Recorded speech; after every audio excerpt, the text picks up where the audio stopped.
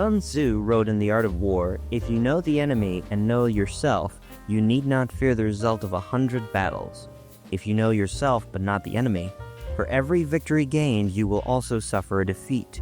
If you know neither the enemy nor yourself, you will succumb in every battle." This is the Producer's Lounge podcast. I'm your host, Richard Tucci, and on this week's episode, I discuss with my friend and colleague, Zachary Kamen, what I learned in a recent negotiation-intensive workshop hosted by the Producers Guild's Vance Van Patten and body language expert Vanessa Van Edwards. Zach has traveled the world as a producer and has recently settled back into Los Angeles. Now, just to be clear, this podcast is not affiliated with the Producers Guild of America, even though I'm a member. But I think it's a great organization and worth joining if you're a freelancer in the industry. You can check out Vance Van Patten's book, 10 Minutes to the Speech, Your Last-Minute Guide to Checklist for Speaking in Public, by clicking our affiliate link on our website. You can also check out Vanessa Van Edwards' book, Human Lie Detection and Body Language 101, by clicking on the affiliate link on our website, which is a win-win for everyone. You gain some knowledge, they sell a book, and we make a small percentage of the sale from Amazon.com. Here now is my conversation with Zach Kamen.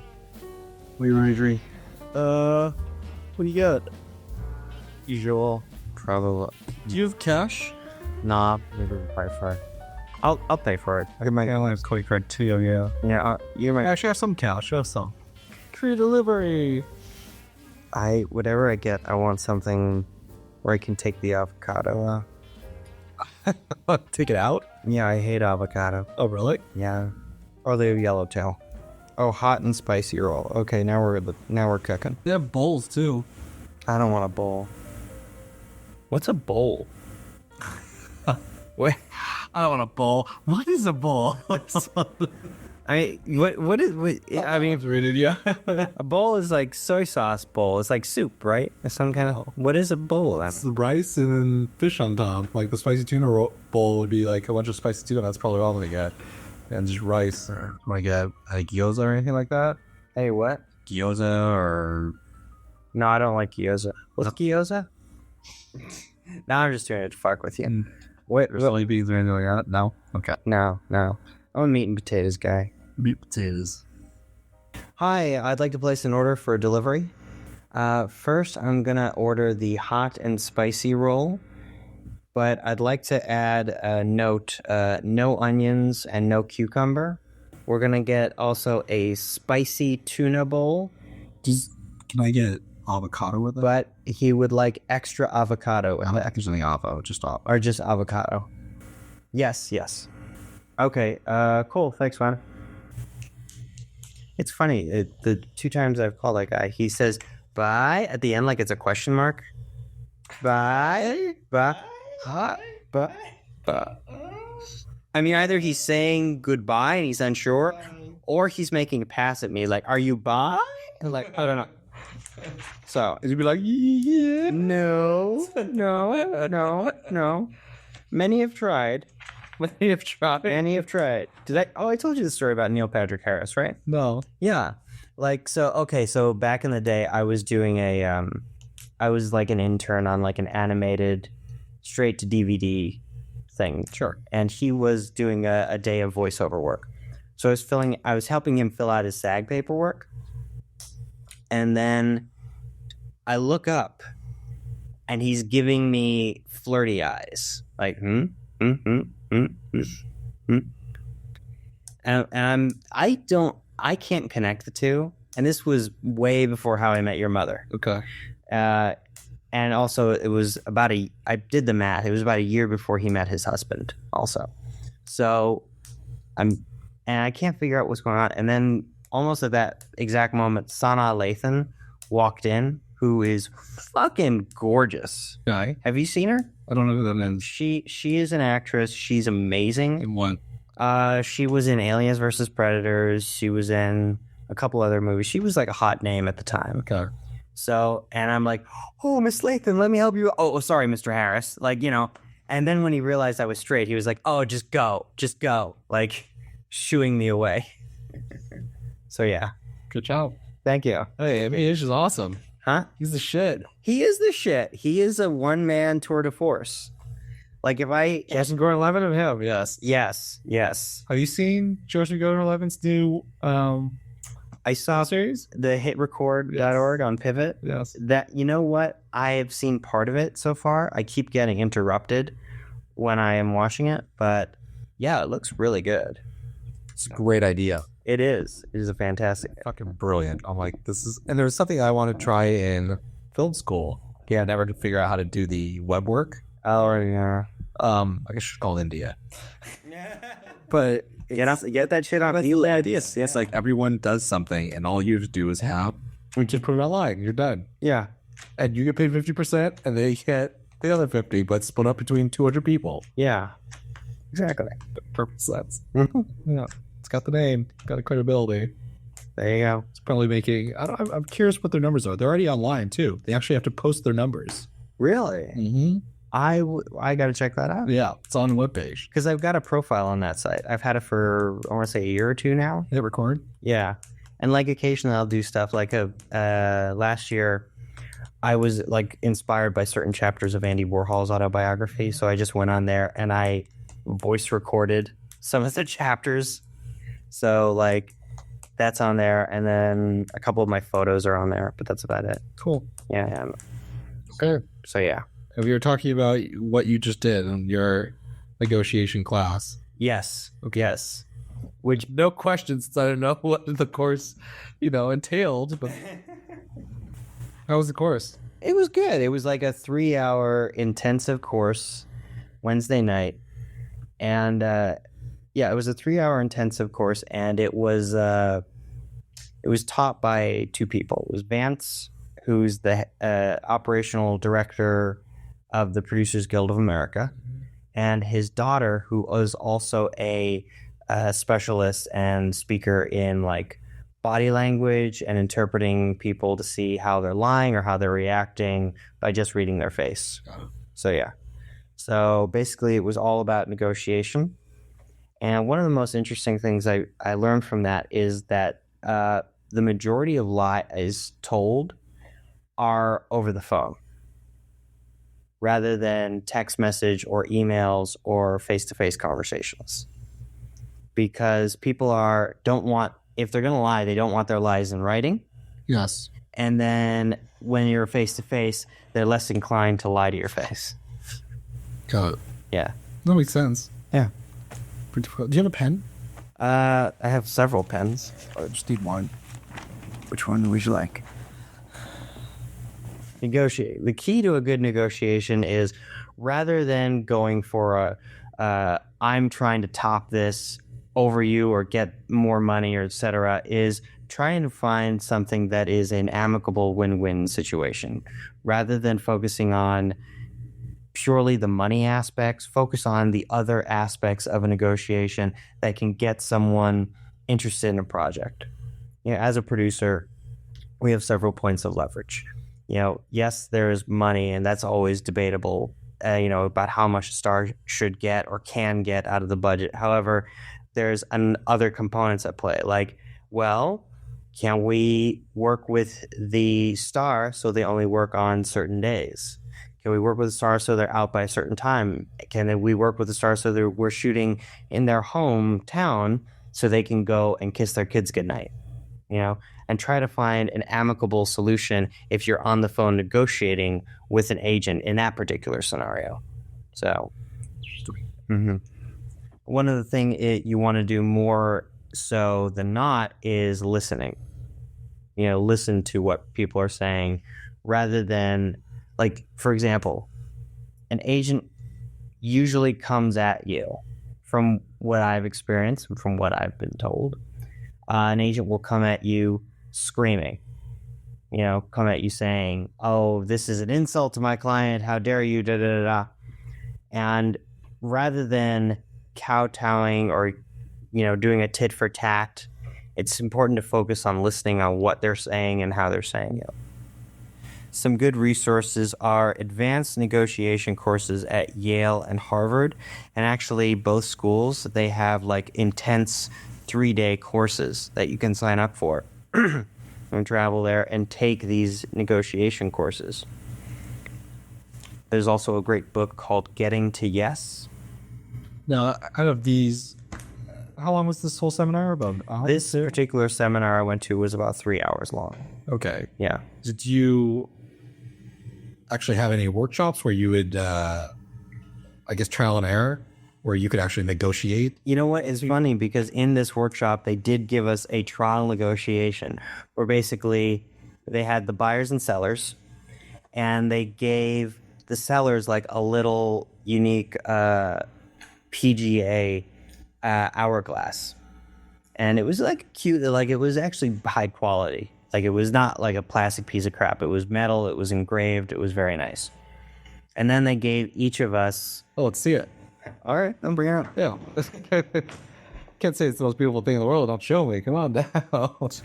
So Yeah, this is really nice. It is, yeah. Yeah, you could play a couple board games with this. Yeah, like... Bring it to your negotiation meetings. Just put it on the desk. Exactly. Actually, read what it says on the top and bottom. Producers control time. Producers mark PGA. Yes. It's true. So yeah. So basically I'm timing this right now. there you go. Well, we got a while. So the sellers had that, and then the buyers were all given $5 in cash. So then we had to negotiate a price for that. Now they split us up. They gave us some cash, and they didn't tell the sellers how much the buyers actually had. So I had to negotiate a price, and it was interesting because I heard afterwards some of the sellers came back and their initial first price asking for it was something like $30 for that, you know? So that's a bit high. Just a little bit. It's a little bit. I mean, if it was a bigger hourglass, I could understand. There you go. Like, Yeah. But in negotiation, a good tenet is don't be the first person to name your number. Like if you're going in as a producer, like Zach, if you're going in as a line producer, let's say you want, $2,000 as a weekly rate. You don't want to go in there asking for that because they might have in their budget $2,500 as a weekly rate for a line producer. So if they say, well, what's your rate? Then you have to come back and say, well, what's your range? So, however, in this instance, I actually, for some reason, developed a very great fondness for shiny things. And I like that hourglass a lot. So I actually wanted to take it home. And one of the things that we talked about in the class was if you actually negotiate a deal, you can keep the cash involved in the negotiation, all $5, and you can keep the hourglass. Now, I actually really wanted that. So I came out first with a low bid of $2 for purchase price. sure. Then the person I was negotiating against, they wanted to raise it up to something like $5. Now, But everyone had $5, or everyone had different price amounts? So everyone had different amounts of money. every one of the buyers was given $5 in cash. Yeah. And every one of the sellers was given that hourglass. But here's the funny thing. They tricked us. They didn't tell us this, that they actually gave the sellers $5 in cash as well. And after the negotiation was done, the first round negotiation, then the sellers should try and buy the hourglass back from us. So it was an interesting dual process. Interesting. So I came in with a low bid of $2. He immediately went to $5. I don't know if he knew it was $5. Maybe he heard from other people going on around us, but I said, oof, that's a pretty steep price for a shiny thing. And, this is Hollywood. There are a lot of shiny things in this town. And I was like, well, how about we split the difference? So will we say like $3, which is not accurate math at all, but There's no change. no. But what was interesting was he raised it up to $325. Well, $350. Huh? He just went with $325 for some reason. Sure. And I of course used a negotiation ploy. You know what? That might be kind of tough. Let me talk to my boss. And I turned the chair around really quickly. And then I came back. Okay, my boss says that's a good price.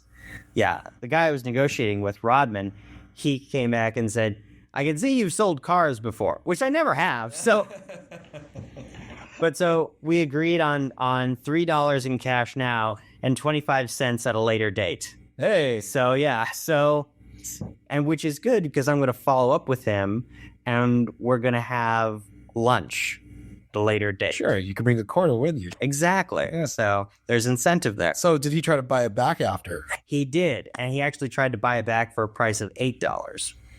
Well, I mean, he wanted this. How could he not want? How could he not want? That's a beautiful, timeless. handcrafted. Yes. Yes. It is nice. I mean, you can play Dungeons and Dragons with this all day long. Yeah. Wait, no, I think it's a rolling game, isn't it? I don't think they use timers. I'm not sure. Honestly, I'm terrible at role-playing games. I've never played it. Oh, no, wait, that's a lie. I played it once, but I think it's just dice. See, that's the thing. I think it's dice as well. But yes, in fact, I know it's dice because I was playing with some friends, and you know me, like I'm, hey, how you doing? Hey, I'll go off on a tangent like that. Sure. So it took us 45 minutes to get out of the preamble because I tried to negotiate with the guy who was role-playing as the king. So that set us off very poorly.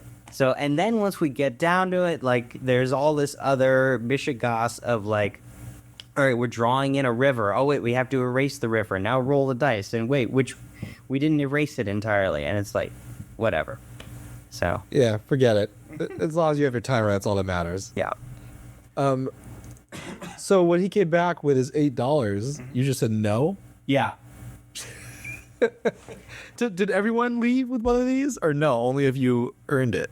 About half the people in the course left with it, but one pair were not able to come to a negotiation amicably.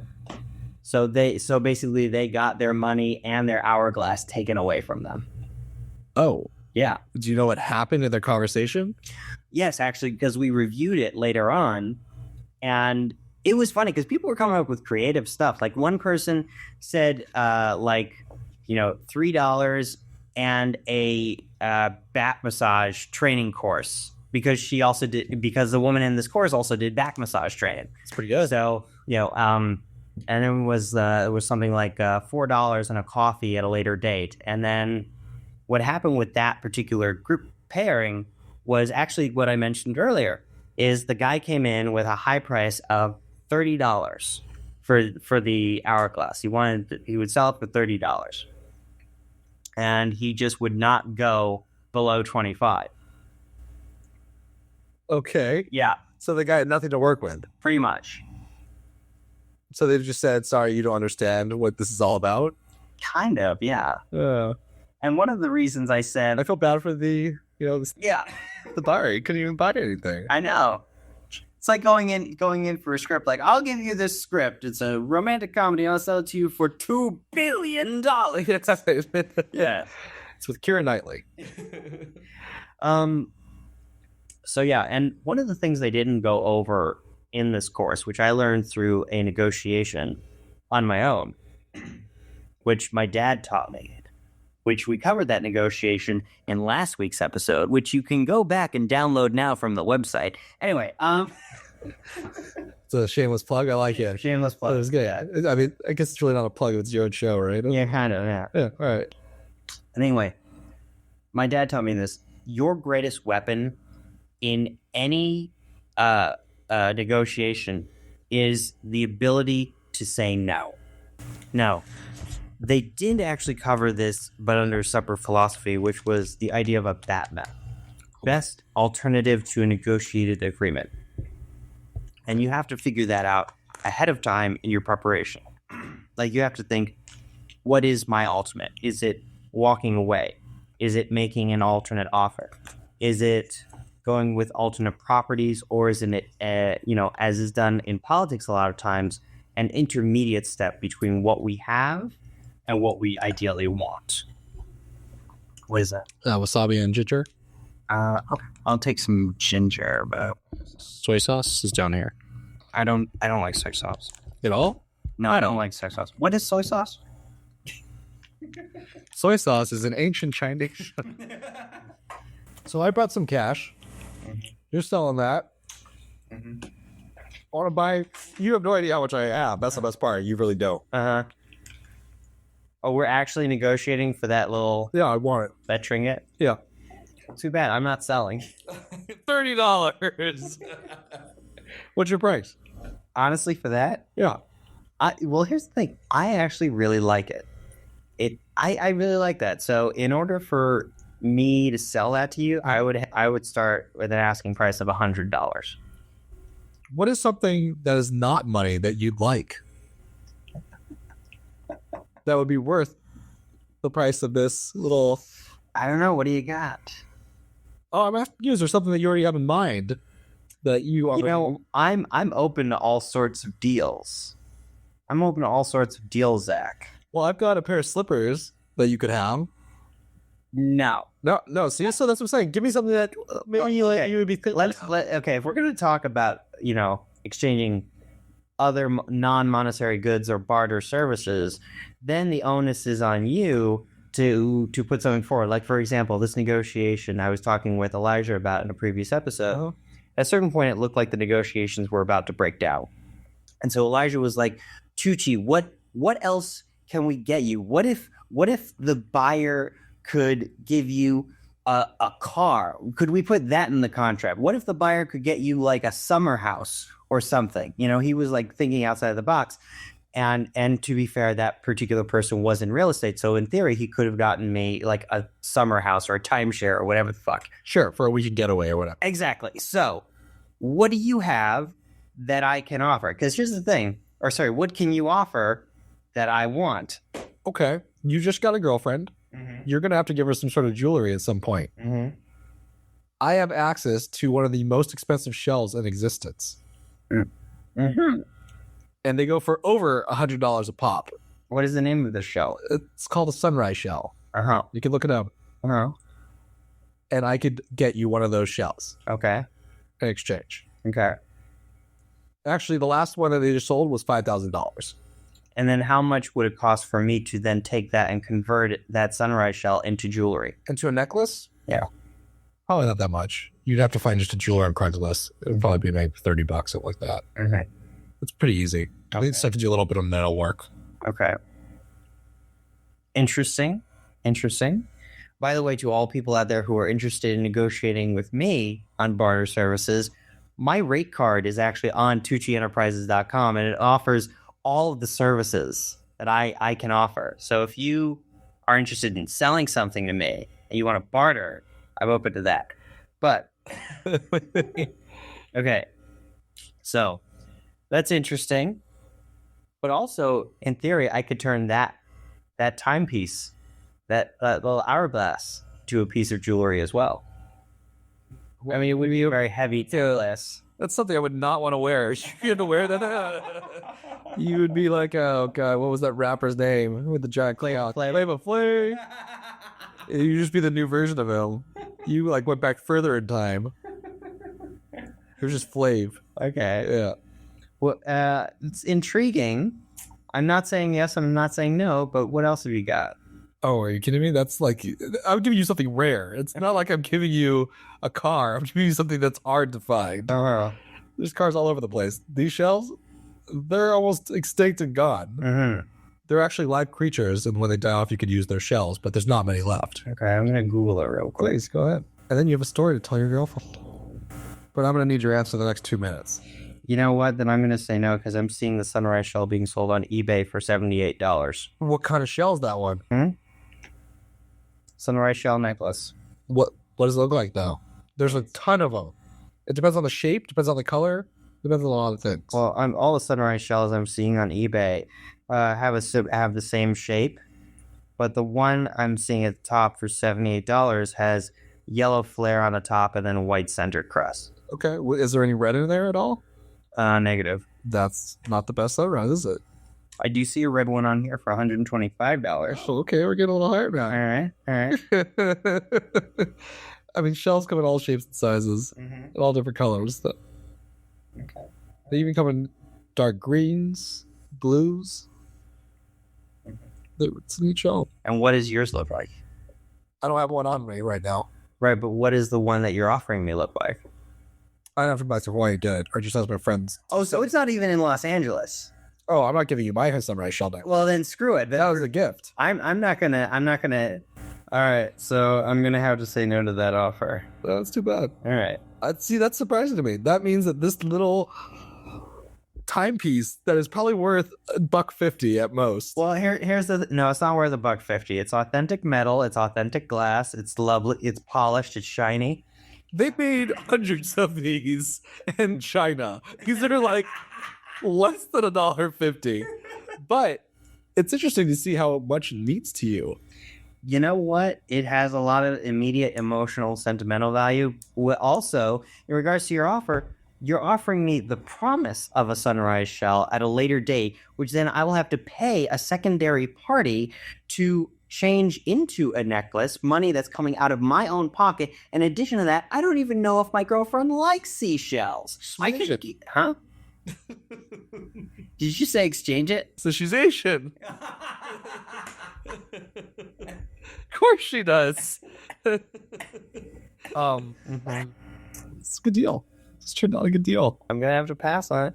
Well, that's the thing. There we go. Back to a win-win scenario. What may be a good deal for you is not a good deal for me. It is not necessarily about the inherent monetary value, but also about emotional value and intangible value. How about this? I'll give you 5 coupons. And if you're stranded anywhere in the LA region, I will come and pick you up. Are these like fucking like the blowjob coupons that you give to your lover on Valentine's Day? Oh, that's what you want? I'm sorry, I can't give that to you. Maybe a handy, but that's about it.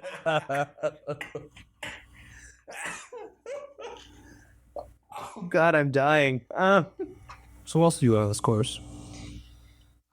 So among these, there are also several. A lot of it was talk about preparation, specifically also in like researching cultural norms in terms of negotiation. For example, in Japan, when you start negotiating, you greet the person you're negotiating with and you give a gift. Yeah. The important thing, though, is that with the Japanese, they don't want to lose face. They want to save face amongst all things, so they always have to try and give a better gift than what you're giving. And it's even gone to the point where there has been espionage, where one company will try and determine what the gift was that was being given. In Korea, it's important to get social with the people you're negotiating with and even get drunk before negotiating and going out and doing karaoke with them. That's a common practice. In Switzerland, this is another custom that they talked about. Before going to business, there's always a required amount of 10 minutes of social talk. And that was actually discussed also in Wolf of Wall Street, if you saw that movie. I actually want to see that movie. I have the screener. Maybe we should watch. Maybe we should. This was actually really surprising. In Arabic cultures, when they're negotiating with someone, they're close talkers. So have you negotiated with an Arab before? Yeah. Okay. I've negotiated with all these people so far. Oh, okay. What were the circumstances of your negotiation? It was over tea. Oh, okay. What were you nice. This is about? It was just a simple little tchotchke gift that I wanted. That's all it was.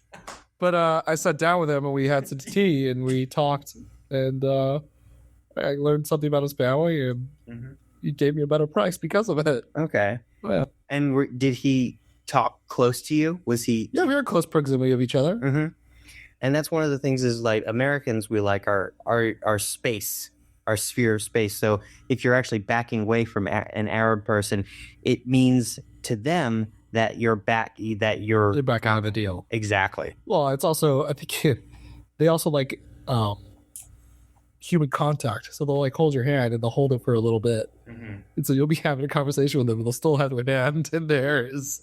And you want to take it back, but you're like, no. I want that little item. I know. In China, if you want to negotiate, you always drink in the meeting. Oh, okay. Before you start your negotiation. Drink alcohol. Oh, yes. Okay. So this seems to be a common practice in Korea and mainland China. I'm going to give you a tip. Okay. If you were ever in Asia Mm-hmm. and they want to drink before the negotiations, Mhm. and you're usually bringing the bottle of champagne or alcohol, baijiu, Mm-hmm. whatever it's going to be, you should always bring champagne. Really?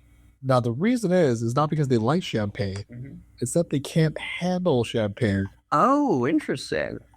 I didn't. So if you want the upper hand in your negotiations, champagne is the key. Uh-huh. And of course, being polite society in negotiations, I would imagine in Asian cultures, it's very rude to turn down an alcoholic gift. You never turn down alcohol. Mm-hmm. No. You that's also the funny part, is that when they bring in their alcohol, they usually bring rice wine or some kind of... Or sake or... Yeah, if you're in Japan, sure. Mm-hmm. So you always are drinking pretty much when you're with them, which is hard because you have a certain number and you have to know the numbers that you have to regurgitate when it comes time. And if you're drunk, it's a little more difficult. You know, here's what I'm wondering: how do recovering alcoholics negotiate with Asia? How does that work? Oh, they don't go to Asia. They're not allowed. It doesn't work. All right, there you go. I know. It's gonna be difficult, Tooch. Yeah, tell me about it. You know, no, I'm serious. Like every meeting that I've heard about from other friends, there usually was drinking involved. Mm-hmm. I'm sure they wouldn't be offended if you didn't drink. Mm-hmm. But you lose out on the deal. No, you'll probably still have the deal. It's just I don't know. I'm never not drunk, so I'm not sure. Okay. Honestly, if you just have a good time with them and go out and karaoke, I'm sure they'll be happy. I am great at karaoke. Well, there we go. There you go. Because I don't need alcohol to make an ass of myself, as you're well aware. I am very aware. Okay, one of the things that we went over was, of course, having a realistic aspiration level of trying to get it as high as possible, but not too high. Like, as we discussed, $30 for the tchotchke or $100 for the tchotchke. Yeah, a little bit. Yeah. I would have kicked you out of my class. So, make them say the first number, as we talked about. Yep. Okay. The best negotiation tactic, I mean, this is as far as goods go. I don't know how it would work if you're negotiating a film, is walking away. Physically walking away. Physically walking away. It's interesting you bring that up because I was reading Sumner Redstone's biography a couple years ago, and he actually talked about how he was negotiating with this one other millionaire, billionaire, whatever, for this property he wanted. So the other billionaire's strategy was always to walk out of the conference room in a huff. But it was all a ploy. Yeah. He would go over, walk to the elevators, and stand by the elevators for as long as like 20 or 30 minutes, waiting for the other people to come out and chase him, saying like, whoa, wait, what's going on? We need to talk. Da, da, da, da. So it's not just walking out. You have to know that you might actually lose the idol, or you lose the sale, or whatever it may be. So as long as you're prepared for that, then you have the upper hand. Exactly. And that's what they pretty much taught you as well. So, but you always have to have a BATNA, which is what is the great alternative. So let me ask you, you are not getting this little hourglass from me, this fantastic shiny PGA hourglass. So what is your BATNA? I'd contact Producer Skill Association and say I went to one of the meetings. My name is Richard Tucci. So fraud, basically. Yeah, it still works. Oh, this was really interesting. Are you familiar with the idea of power poses? Yoga? Not yoga, but the idea of power poses and how they affect the brain chemistry in our minds. Is that what do you mean? Well, basically, you know the stereotypical, like the Wonder Woman pose with the hands on hips. Oh, yeah. Or like putting your legs up on a couch or whatever. Sure, relaxation mode or... That actually has a physical effect on our brain chemistry. Yeah. You know, when we are clenched up and stressed, like when we're on our phone texting or checking emails, it boosts the cortisol in our brains, which is the stress hormone. Whereas opposed to when we're like taking out a lot of space and standing up and stretching and all of that, that actually boosts the testosterone in our bodies. And actually, people who go into negotiations or other things The example that Vanessa Van Edwards used, who is the body language expert, people who go into these and do power poses for about 5 minutes before they go into a negotiation or other activities, whether it was gambling or what have you, did better. Statistically did better. So what's your power pose? My power pose? So let me see your power pose. I'm gonna go with the Wonder Woman with the hands on the hips. Couldn't say the Superman. It had to be the Wonder Woman. I'm pretty. No, but like anything that's kind of an expansive pose, you know. Also, Vanessa Van Edwards, I cannot recommend her classes enough because she went into a lot of in-depth discussion about micro expressions, about how to read someone's face through small characteristics in their faces that allow you to tell what they're actually thinking about a particular deal point that you're negotiating. The happiness one is interesting because you know how people get the crow's feet in their eyes when they smile? That is a genuine sign of authentic happiness. And actually, a very small amount of people can activate those muscles on themselves without feeling authentically happy. Like even now, you're smiling, and there's no crow's feet. No! Yeah. Like, you there? I feel. Nah, I got nothing. Nothing. Huh. So, contempt. Contempt is an interesting one, where one side of the mouth is raised slightly, which I saw you giving me the micro expression for contempt as I was explaining the crow's feet. So yeah. So what was that about, Zach? I'm pissed off I can't do the crow's feet. I'm apparently never happy. Oh, this was really interesting. This was really interesting. So, again, a lot of her stuff references back to studies. Apparently, people who got Botox injections in their brows, they were not able to activate the muscles in their face for happiness, and as a result, felt less happy after the Botox. Weird. Mm-hmm. That's really weird. And I can kind of understand that because in our brains, it's often a feedback loop. You know, people who worry, if they stick in their brains, they worry and worry and worry some more. Whereas, you know, if you are happy in your mind, and then you have some other aspect that triggers that, but then that aspect is not reacting correctly, then that kind of puts a damper on it. More issues about reflection in terms of if things get too heated or if you're not making any headway, you know, treat the other side as a negotiating team. So if you need to pull away and go kind of to the balcony for a second, then that's something you can do. And to just say, okay, let's all take a break. And then you go, rather than going to the elevator and pulling out of the negotiation entirely, you go over to the balcony and just look out of the stars. And then one person will come out to the balcony and you can have a more casual conversation instead. That's if there's a balcony. That's if there's a balcony. Or there's windows. There's usually windows in comics. Yeah, because you all look crazy. Saying, give me a minute. I just need a minute. Going out and staring out the window. Yeah, I'm sure that guy will just be sitting at his desk going, what the fuck is going on right now? This guy's like literally just standing in my office, staring out the window by the plant. Is he going to negotiate with me or is he just going to stand there? That could work also, because then they think, oh my God, this guy is crazy. I got to agree to just whatever he says and then just get him out because my life may be in danger. So maybe your negotiation tactic should be you should have like a gun in your back pocket. So he just sees the gun when you stand up by the window. He's like, holy shit, he's got a gun. No, because that's duress and you cannot agree to anything legally under duress. No, but it was in his pocket. You just saw the outline of it. Or have something that looks like a gun, like a banana. Yeah. Oh, yeah, because those look just like guns. Yeah. Or maybe get a huge Kalashnikov and put it in your pants. And you're like, pardon me, I'm walking funny today.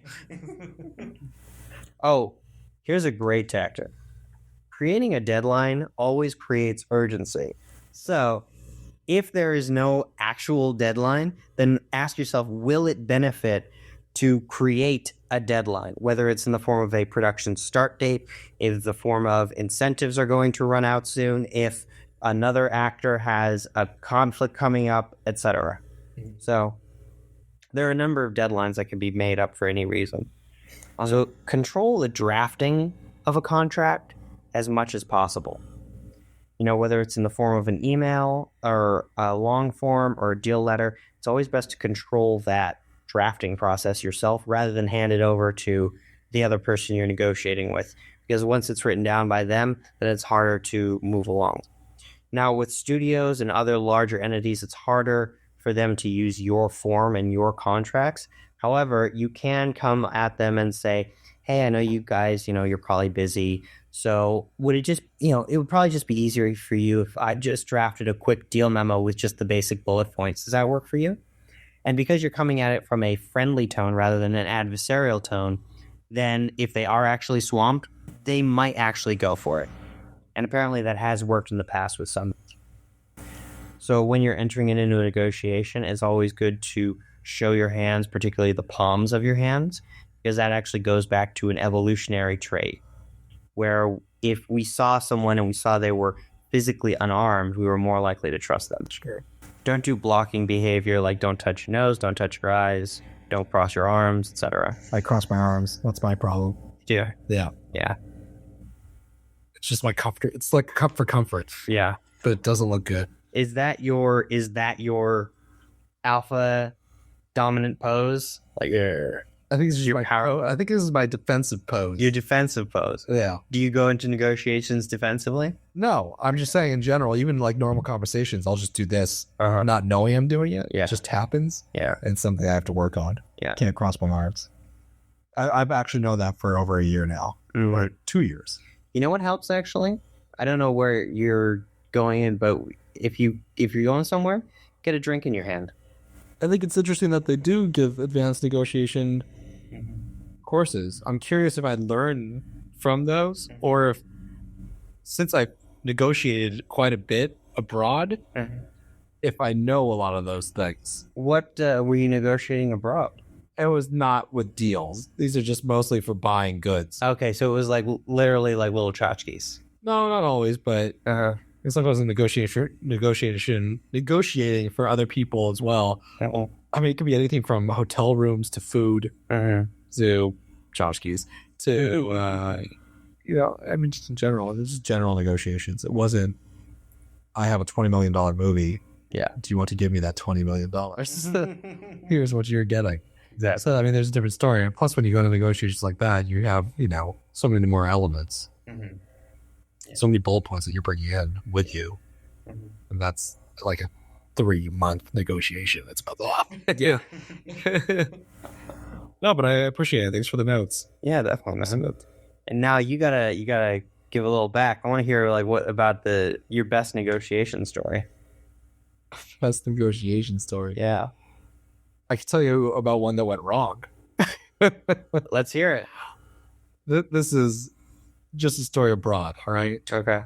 I mean, I have film negotiation stories, but those are just kind of boring compared to this. Here we go. I was in Morocco, and I was in Fez. I'd been pretty sick for the last few days, and I would actually go to the McDonald's there. It was the most beautiful McDonald's I've ever been to. I don't even like to go to McDonald's abroad, but you know that feeling you get? You feel like you're at home when you're in McDonald's. And this one looked like Aladdin's McDonald's. It was beautiful. It really was beautiful. I was shocked.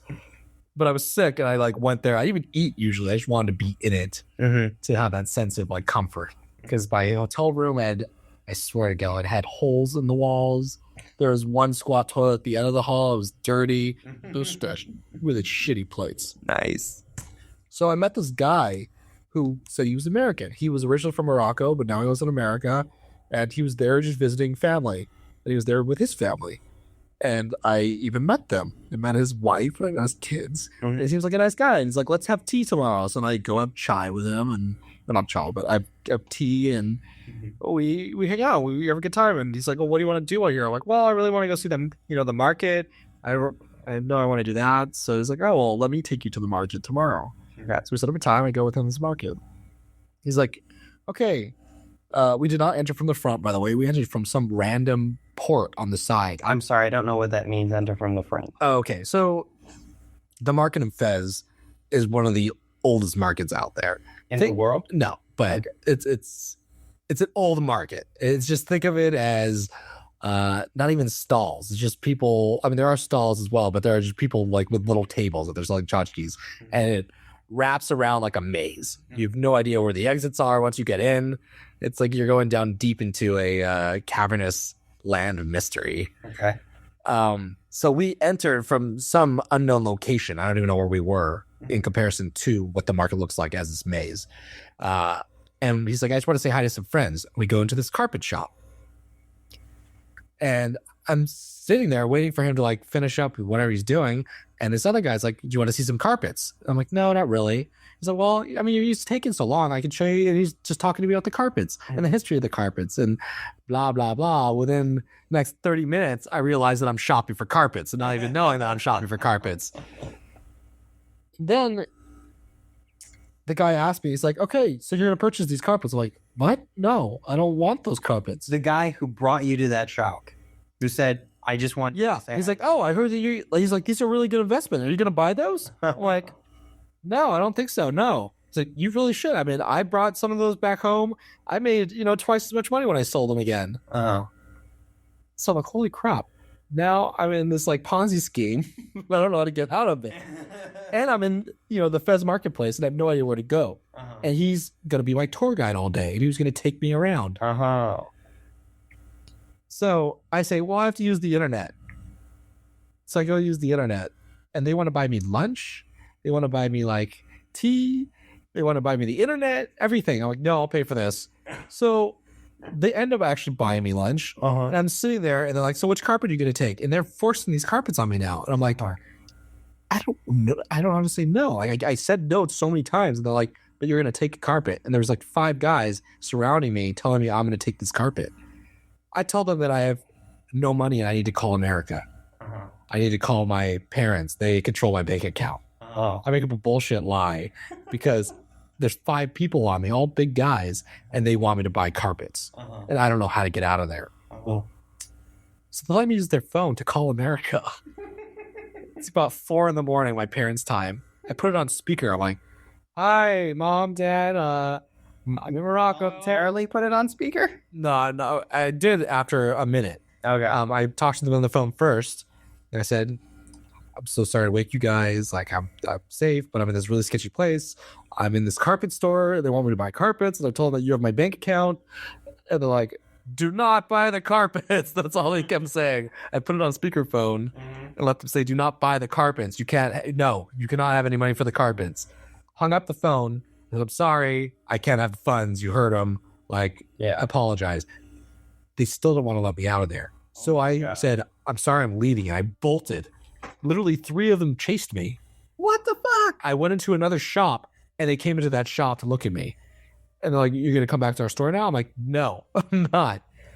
Finally, they left me alone. The original tour guide, quote unquote, the friend from America, came over and said, oh, don't worry about that. Okay, whatever. You didn't want that carpet. It's fine. Hey, I have another friend over here. We should go over there. We'd love his stuff. I realized this guy's just trying to make money off of me and he's trying to screw me over this whole time.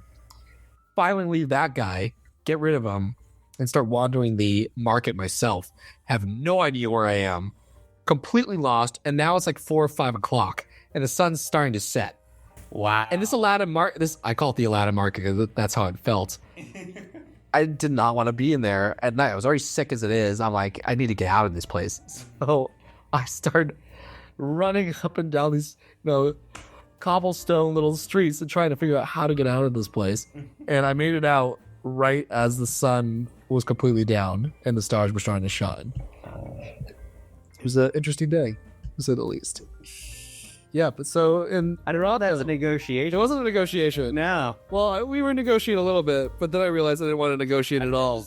It was just attempted robbery. That's what that was. Well, no. There were moments where I was interested in buying carpet, where we did negotiate, and then I said, "This is a terrible idea. I don't want to do this anymore." So it's a negotiation gone wrong. That's what I'll call that. Okay. / a robbery / ripping somebody off. But was memorable, to say the least. And that's all, folks. Many thanks to my guest, Zach Kamen, for a terrific sushi dinner. You can also find out more about Vance Van Petten's book, 10 Minutes to the Speech, your last-minute guide and checklist for speaking in public, and Vanessa Van Edwards' book, Human Lie Detection and Body Language 101, by visiting the affiliate links for this episode on our website. Our music this week is Green Onions by Booker T and the MGs. If you like it, please buy a copy on Amazon. We're starting to grow our Producers Lounge community, so if you'd like to submit either jazz music or banner photos for an episode, post a link on our Facebook page. You can like us on Facebook at facebook.com/The Producers Lounge. Remember, you show your support for films by not downloading them. You show your support on Hulu by clicking on the commercials, and you show your support for podcasts by liking and commenting. And you can always check out our website, www.theproducersloungepodcast.com. Thank you again. I'm your host, Richard Tucci. Join us next week for more cocktails and questions, and until then, keep producing dreams.